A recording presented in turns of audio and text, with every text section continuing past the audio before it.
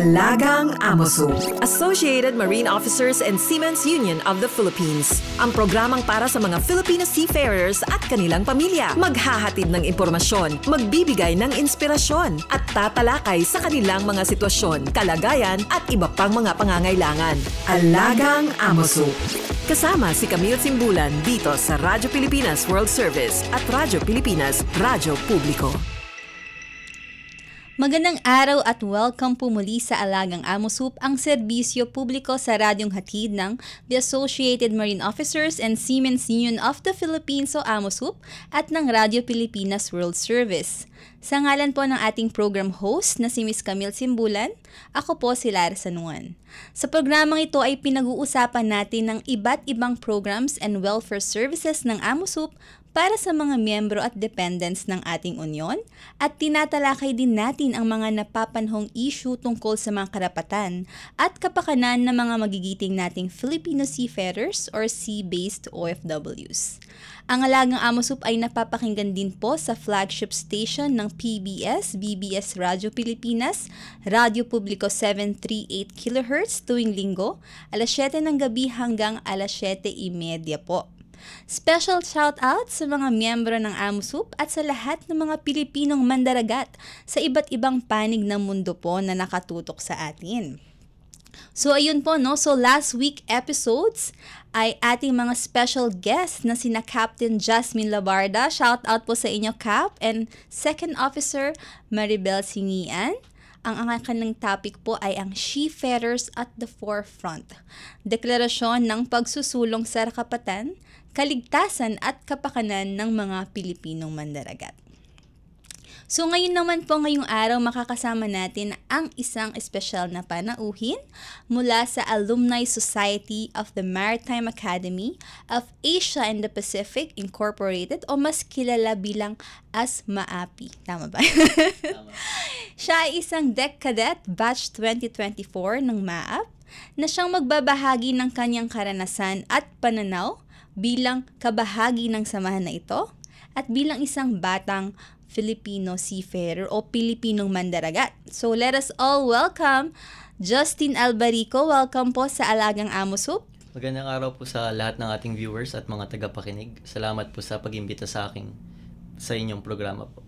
Okay, of course. Thank you din sa iyo, Justin. No? So, magkwentuhan na tayo. So, let's move on sa ating talakayan. Una sa lahat, no?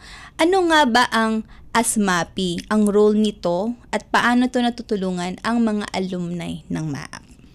Ang ASMAAPI po ay ang official alumni society organization po ng MAAP na tumutulong po na panatilihin connected ang ating mga graduates sa kanilang alma mater na Maritime Academy of Asia and the Pacific. Kami din po ay nakikipag-coordinate sa mga internal events na kinakailangan po ng tulong ng mga alumni, katulad po ng mga iniimbitan po namin sila katulad po sa mga programa na 200 Night Show na ginaganap before graduation ng ating mga kadete po. At the same time po ay mga external events katulad po ng mga fun run, yes. Incorporation with other service academies katulad po ng PMA, PNPA at saka PMMA po. Meron din pong mga ino-offer na sa mga ating mga graduates na mga trainings po na makikipag-coordinate lang po sila sa amin at matutulungan po namin sila mag-avail ng mga free trainings po.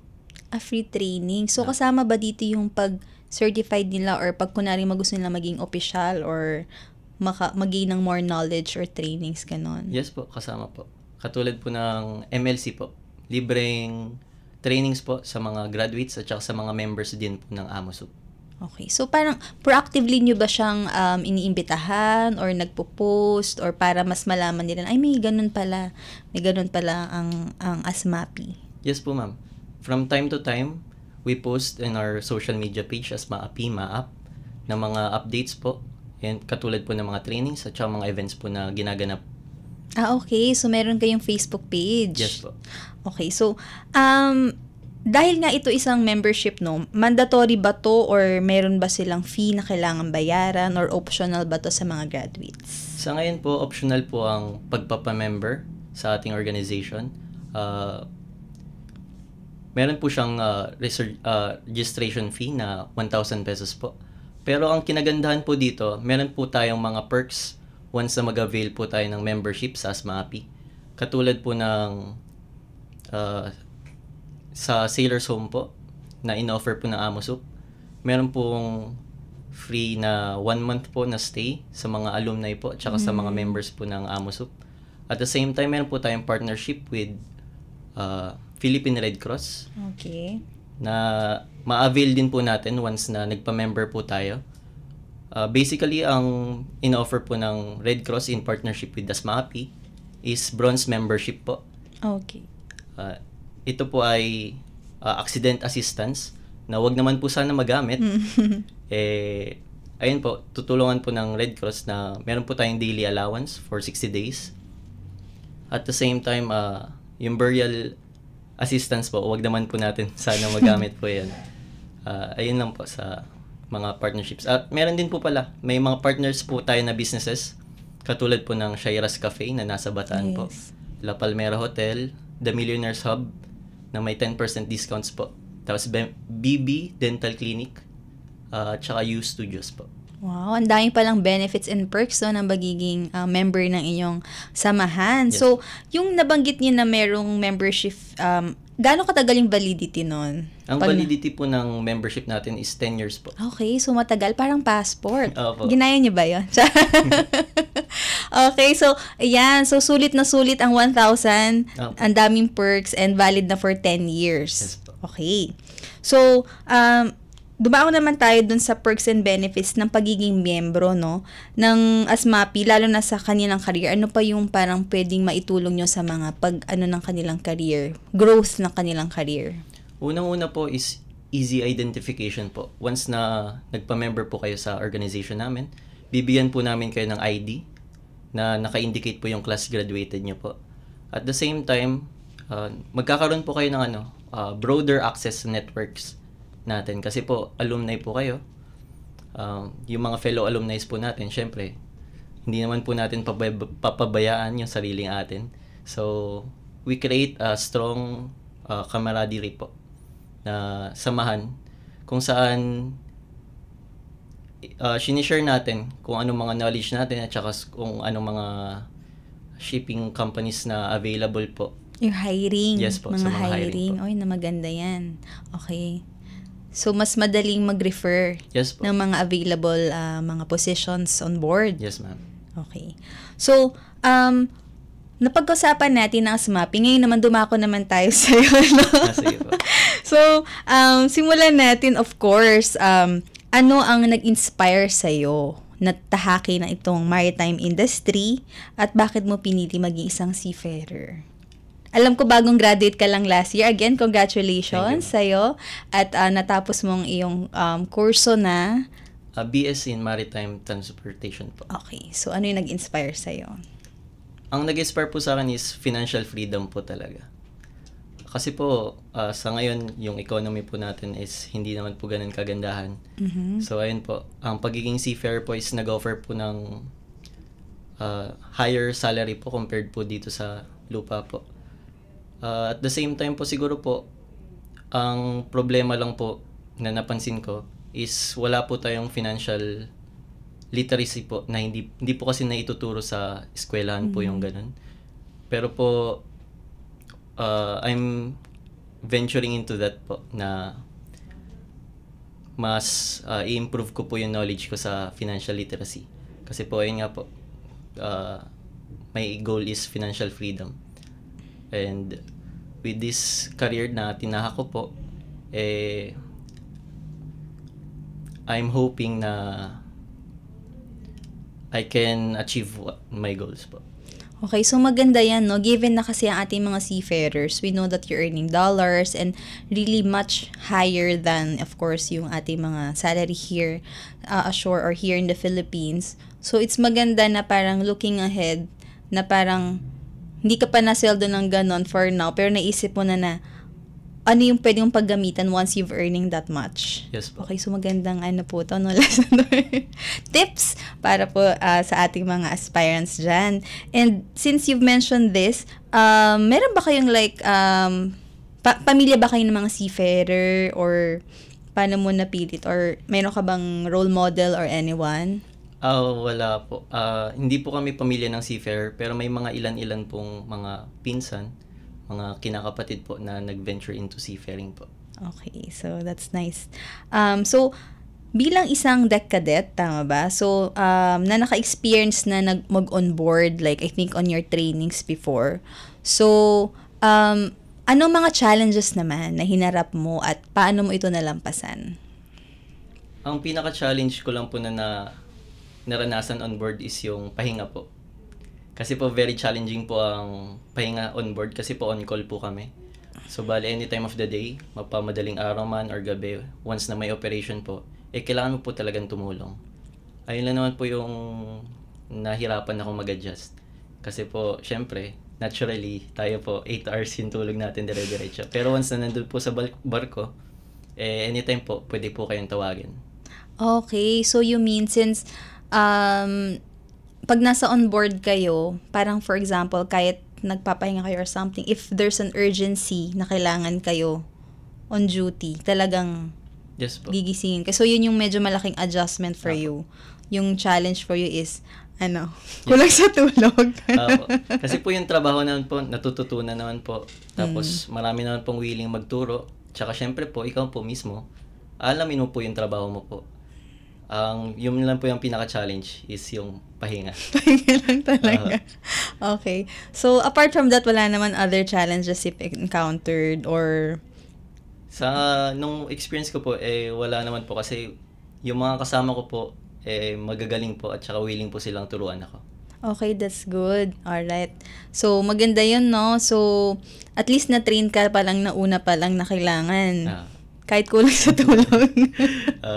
Okay, so, dahil yun nga, isa sa mga challenges sa'yo, ngayon naman, syempre, dumako naman tayo sa pinaka-fulfilling na part ng yung journey. Of course, let's start with being a graduate of MAAP. Ano yung mga values na instill sa'yo na dadalihin mo ngayon at of course, in your continuous or since you're just starting your journey in maritime, ano yung mga values na parang na dadalhin mo from our institution, of course? Working with integrity po.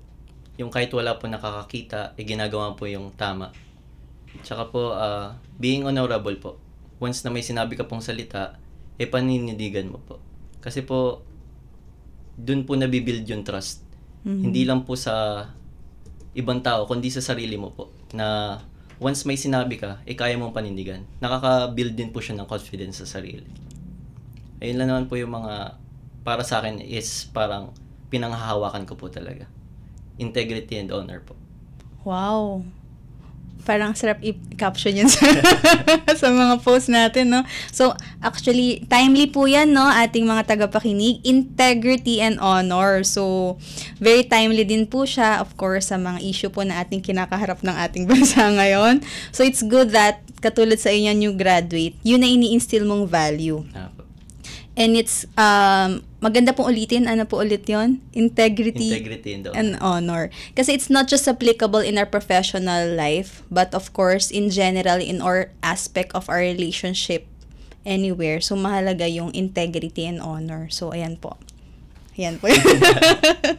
So, ayan naman. Since we talk about that, madadala mong values from your institution.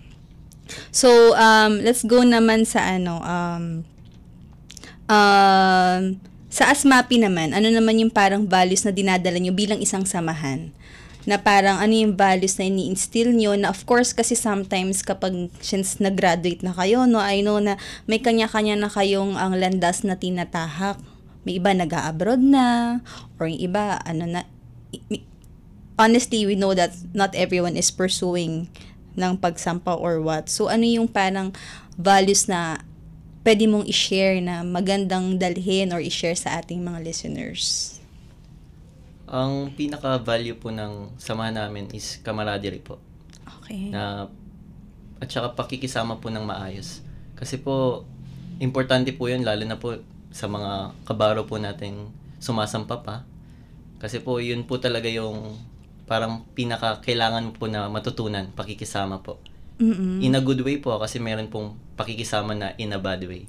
So, bali po, yung pakikisama in a good way po is, para po kasi sa akin, tolerance is the greatest form of love po. Tolerance and consideration. So, bali po,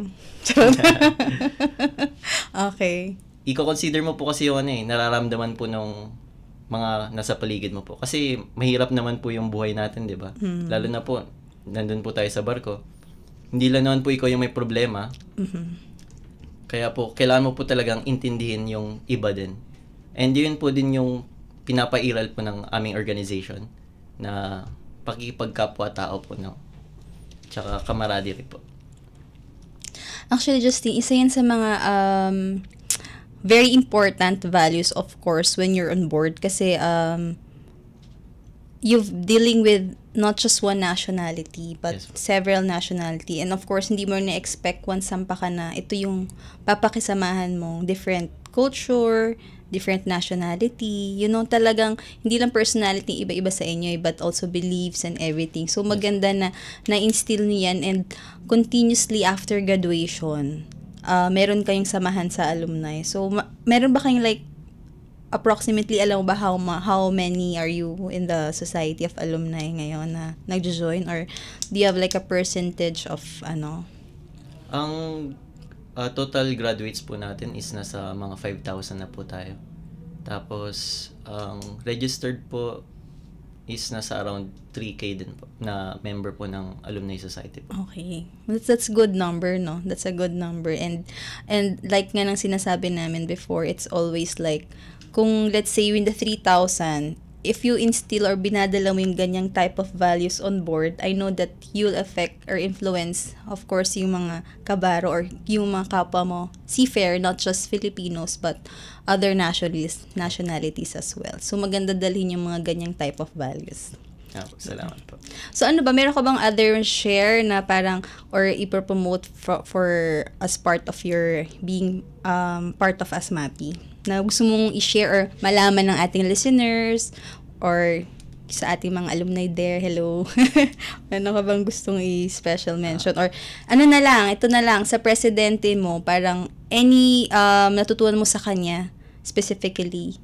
Sino pala ang current president ng ASMAPI ngayon? Ang current president po ng ASMAPI si Attorney Arleo Zonico Tolentino po.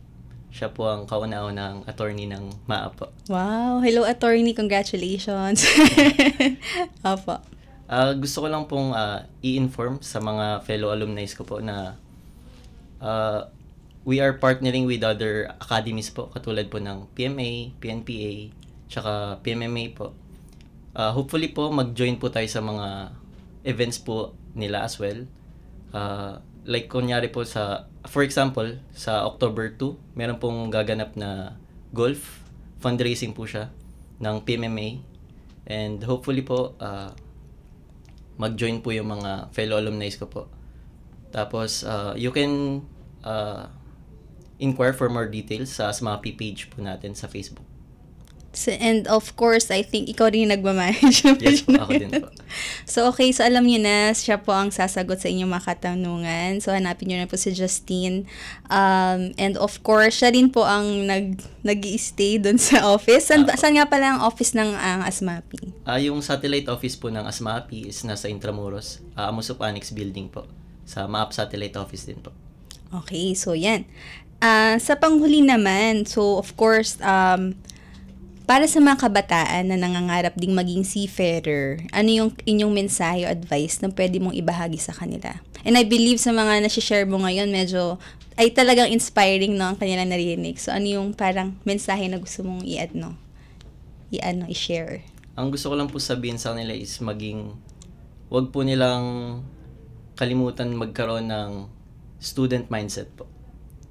Always make sure na yung mga bagay po nating natututunan, yung mga magagandang bagay po, i-retain natin. Yung mga hindi po kagandahan, i-unlearn po natin. Okay. Tapos we always make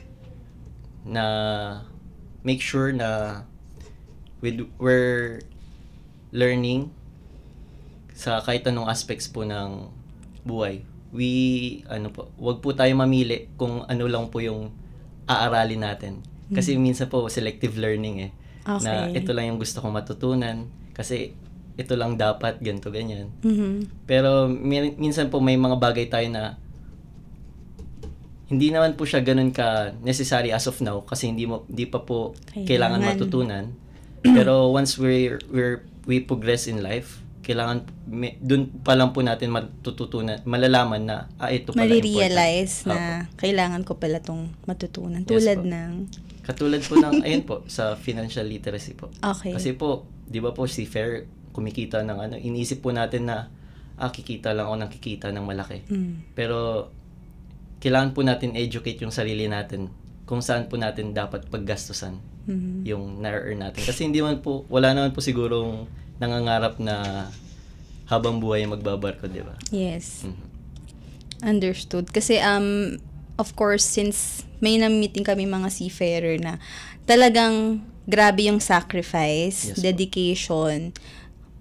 Reality is time na nawawala when you spend time, rather than spending time with family, talagang you spend most of your lives working on board and you missed a lot of things dito. So, maganda yung ganong mindset, no? So, yung selective learning. Huwag po tayong selective learning. And yan, learn natin yung mga bagay na hindi nakakabuti para sa atin. Yes, so, maganda yan. So, and I believe there will be another batch of graduates. Kailan ka nag-graduate? December or? December po. December Second last. batch. Yes. There will be another batch of graduates on December 2025. So, Yes. ano naman yung mga message mo for your juniors?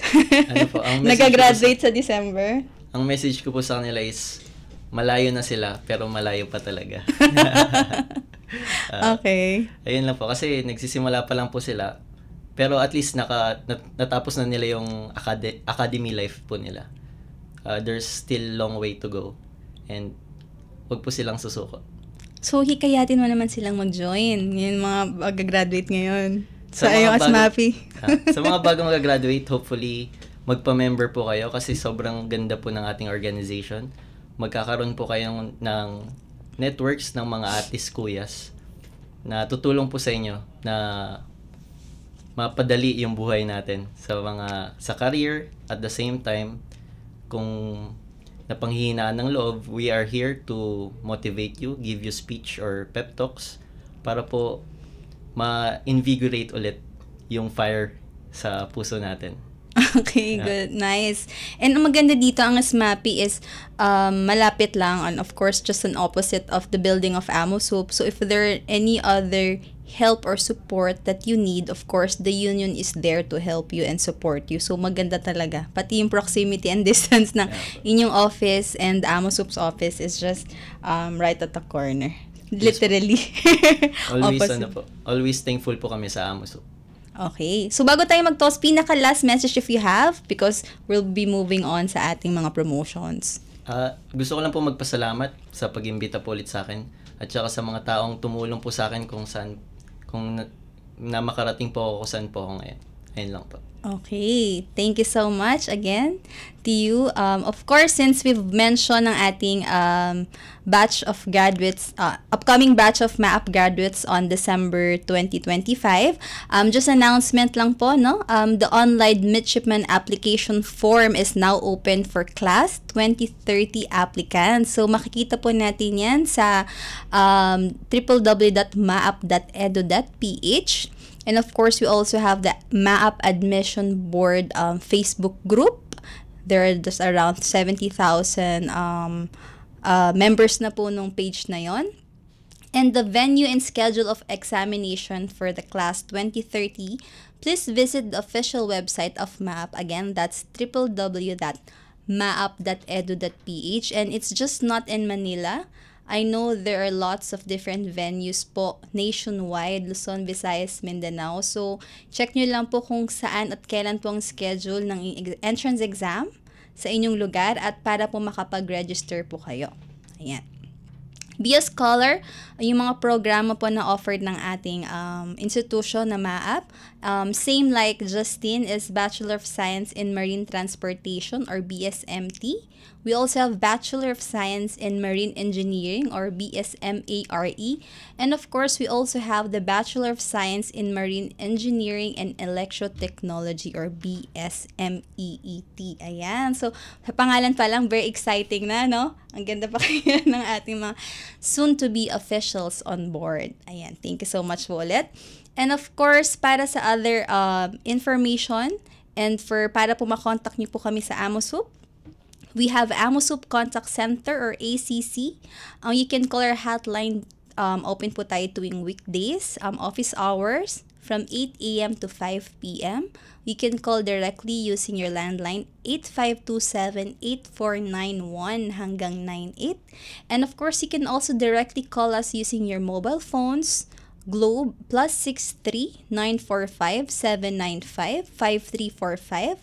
And for smart naman po is +63920-437-1496. And it will be directed po sa ating trunk line sa AMOSUP Siemens Center. And ililipat po kayo or transfer kayo sa mga designated or kung ano pong concerned departments that you're inquiring. And of course, para po mas abot kamay ang serbisyo at welfare programs and announcement ng Union, please like and subscribe to our AMOSUP official Facebook page and AMOSUP official Facebook group. Lagi po tayo nag-a-announce dyan. And of course, since there will be an upcoming 65th anniversary of AMOSUP, so stay tuned po sa ating mga happenings. And mag-subscribe na rin po kayo sa ating AMOSUP official YouTube channel. And for further details and information, please visit our website at www.amosup.org. Again, yun po sa ating mga announcement for our union and for MAAP. And of course, atin sa mga alumni, mag-join na po kayo sa AMASMAPI. You'll be guided and assisted by Justin Albarico. Thank you so much once again.